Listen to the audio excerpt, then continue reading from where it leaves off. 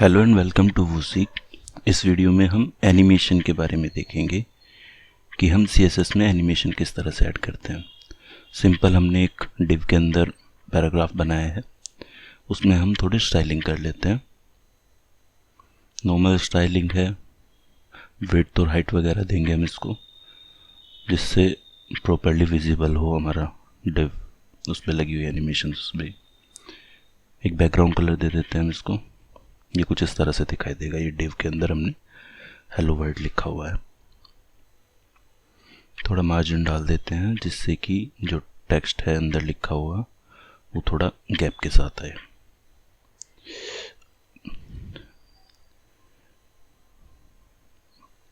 इसमें डिव पे होवर लगा देते हैं हम, जिससे जब कर्सर इसके ऊपर आए तो हमें विजिबल हो कि क्या इसमें आ रहा है। सबसे पहले मैं आपको ट्रांसफॉर्म के बारे में बताऊंगा, ट्रांसफॉर्म किस तरह से काम करता है। ट्रांसफॉर्म में हम काफ़ी अलग अलग प्रॉपर्टीज़ यूज़ कर सकते हैं। सबसे पहले मैं आपको ट्रांसलेट दिखाऊंगा। ट्रांसलेट का मेन रोल ये है कि ये एक्चुअल पोजीशन जो होती है उससे शिफ्ट कर देता है। देख रहे हैं जब होवर हो रहा है तो इसकी एक्चुअल पोजीशन जो है वो शिफ्ट हो रही है। इसको हम और भी तरीके हैं करने के, पर एनिमेशन में हम इसको ट्रांसलेट के थ्रू करते हैं। अगर हम CSS के थ्रू एनिमेशन देना चाह रहे हैं तो इसकी हम एक्सिस भी डिफाइन कर सकते हैं। जैसे कि हमने एक्स एक्सिस लगाया ट्रांसलेट में तो ये खाली एक्स एक्सिस में होगा, वाई लगाया तो ये खाली वाई में होगा। अगर खाली ट्रांसलेट रखते हैं तो दोनों वैल्यूज़ दे सकते हैं एक बार में। इससे अलग हम रोटेट यूज़ करते हैं। रोटेट में भी काफ़ी प्रॉपर्टीज़ हैं। रोटेट अपने नाम से ही सेल्फ डिफाइन है। रोटेट में हम डिग्री का यूज़ करते हैं कि कितनी डिग्री पे रोटेट करना है। X axis, second value y axis, इस तरह से काम करता है ये। मैं आपको दोनों लगा के दिखाऊंगा किस तरह से ये चल रहा है। ट्रांसफॉर्म के अंदर प्रॉपर्टीज़ हैं ये सभी। इसका स्पेशली प्रैक्टिस ज़रूर कीजिएगा अगर आप एनिमेशन लगाना चाह रहे हैं। देखिए अभी आपको रोटेट नहीं होता हुआ नज़र आ रहा है। ये ऐसा क्यों है? क्योंकि इसकी डिग्री जस्ट अपोजिट, वो रोटेट तो हो रहा है पर कम डिग्री पे वो कम रोटेट हो रहा है और वो उतना नहीं दिख रहा है। अगर हमने 360 डिग्री ले लिया कंप्लीट तो वो रोटेट तो हुआ है पर वो 360 डिग्री पे दोबारा से रोटेट होकर अपनी उसी पोजीशन पे आ गया है जहाँ से उसने स्टार्ट किया था। और अगर हम इसको 180 रखते हैं तो ये जस्ट अपोजिट डायरेक्शन में होगा। ये सिंपल है, आपको पता ही है कि 360 डिग्री पे एक पूरा सर्कल कंप्लीट हो जाता है। वाई एक्सिस में ये वाई एक्सिस की तरफ रोटेट होगा, जेड एक्सिस में जेड की तरफ रोटेट होगा। इससे अलग स्केल है। स्केल किस तरह से काम करता है? स्केल उसका साइज बढ़ाता है या घटाता है। जैसे कि हमने एक्स एक्सिस और वाई एक्सिस का साइज डिफाइन कर दिया है तो एक्स एक्सिस में हमने उसको बढ़ाया है और वाई एक्सिस में हमने उसको कम किया है। देखिए एक्स में हमने इसको बढ़ा दिया है। इस तरह से हम इसका एक एक्सिस को भी लेके चल सकते हैं। ये हो गया हमारा स्केल। स्केल से हम इसका साइज बढ़ा सकते हैं।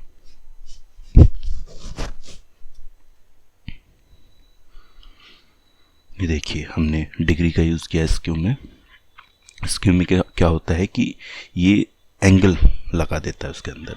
ये भी दोनों एक्सिस में वर्क करेगा, जैसा कि आप देख पा रहे हैं इसको।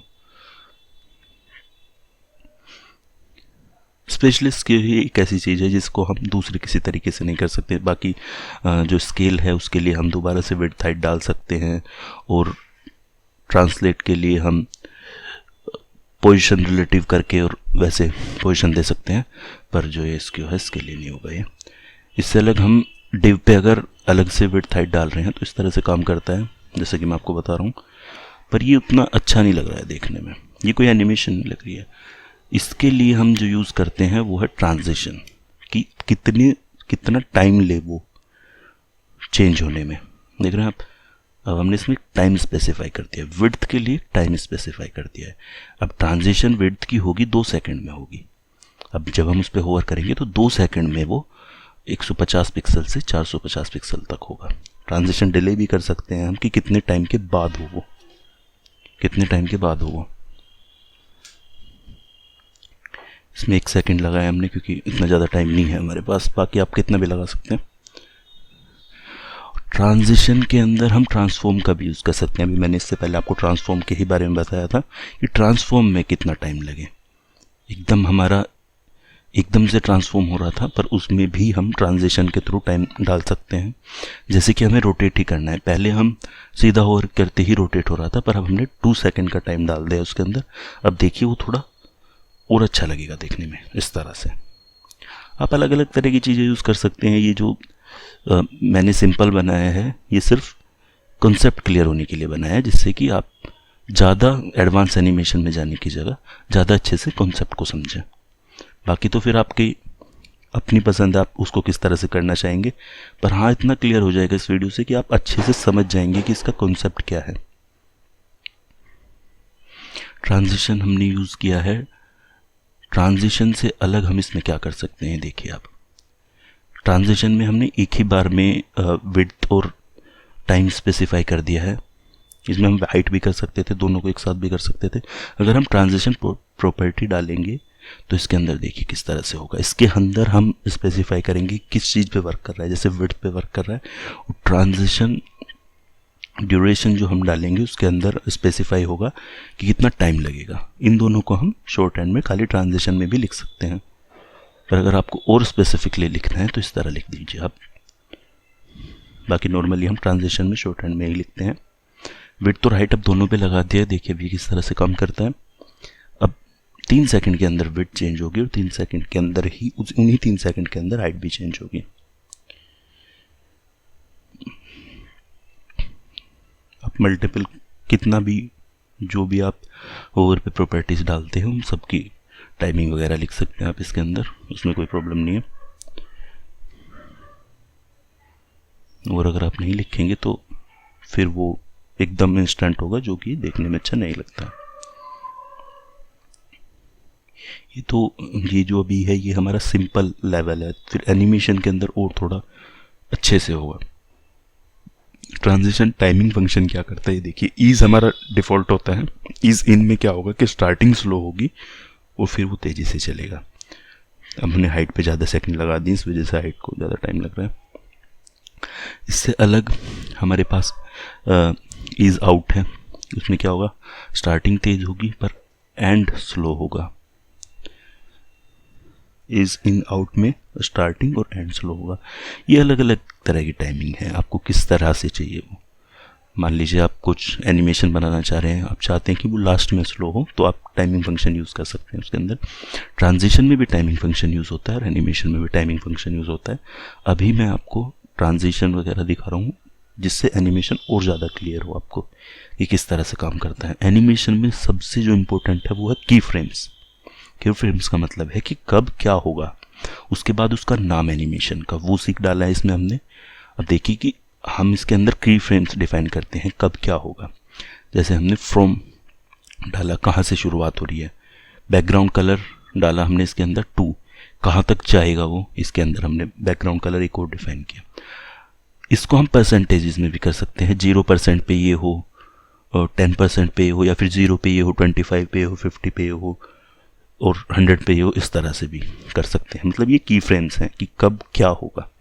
इसके बाद हम एनिमेशन का नाम डालेंगे, क्योंकि नीचे हमने की फ्रेम में एनिमेशन का नाम डाला है, वही नाम हमें डिव में लगाना होगा अगर हमें डिव पे ये फंक्शन करना है।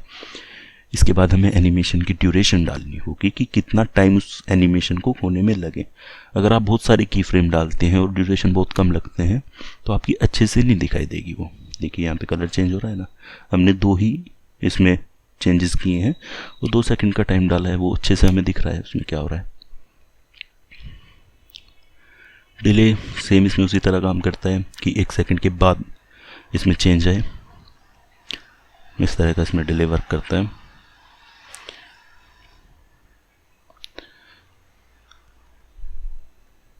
डिले आप ज़्यादा भी रख सकते हैं इसके अंदर, मोस्टली अलग अलग हिसाब से रखते हैं हम कि पेज स्क्रॉल होने के बाद अगर बंदा वहाँ पे रुक रहा है तो ये एनिमेशन शो हो उसको।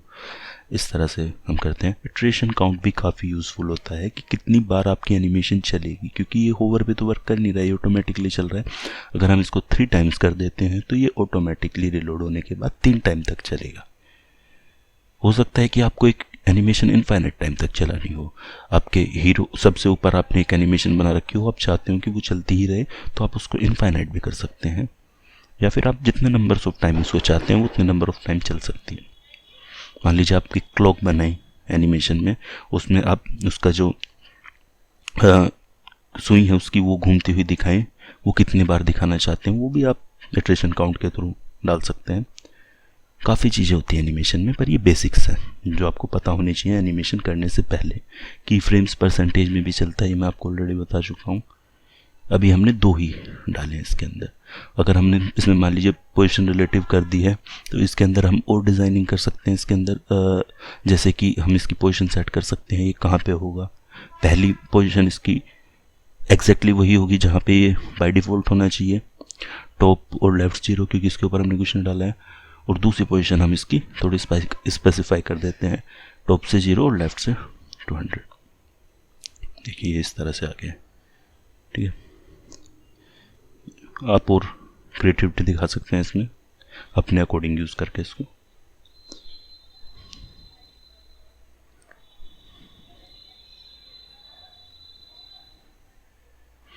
एनिमेशन डायरेक्शन जो होता है वो किस तरह से काम करता है, अल्टरनेट डाला है हमने सबसे पहले। अल्टरनेट किस तरह से काम कर रहा है कि जिस डायरेक्शन में वो गया दूसरी बार उसी डायरेक्शन से वापस आएगा। बाय डिफ़ॉल्ट ये दोबारा से स्टार्टिंग फ्रेम से शुरू हो रहा था, जहाँ पे फ्रॉम लिखा है वहाँ से शुरू हो रहा था, पर अगर इसने अल्टरनेट कर दिया तो ये दोबारा वहीं से वापस आ रहा है। रिवर्स में उल्टी शुरू होगी, 2 से फ्रॉम की तरफ शुरू होगी एनिमेशन। आप नीचे देख रहे हैं ना कि फ्रेम में हमने फ्रॉम और टू डाला हुआ है, उस तरह से 2 से फ्रॉम की तरफ होगी और इस तरह से वर्क करता है। अल्टरनेट रिवर्स में पहले रिवर्स चलेगा फिर अल्टरनेट होगी, जिस डायरेक्शन में रुका उस डायरेक्शन से रिटर्न होगा। एनिमेशन टाइमिंग फंक्शन उसी तरह से काम करता है। इसमें भी इज़ बाय डिफ़ॉल्ट होता है। इज़ इन आउट में आपकी स्टार्टिंग और एंडिंग स्लो होगी, इज़ इन में आपकी स्टार्टिंग स्लो होगी, इज़ आउट में आपकी एंडिंग स्लो होगी। और भी इसमें काफ़ी तरीके से होता है, आप इसको यूज़ करके देखिएगा। एनिमेशन फिल मोड किस तरह से काम करता है ये देखिए आप। बैकवर्ड किया है हमने तो बैकवर्ड किस तरह से काम करता है ये देखिए। इसमें हमने कलर डाला हुआ है डिव का, और इससे अलग फ्रॉम जहाँ से शुरू हो रहा है और जहाँ पे एंड हो रहा है वहाँ का भी कलर है। बैकवर्ड किस तरह से काम करता है कि जब आपका शुरू होगा तो फ्रॉम वाला कलर लेके चलेगा, ठीक है, जैसे कि आपको इसमें दिखाई भी दे रहा है। अगर इसमें इटरेशन हटा देते हैं हम,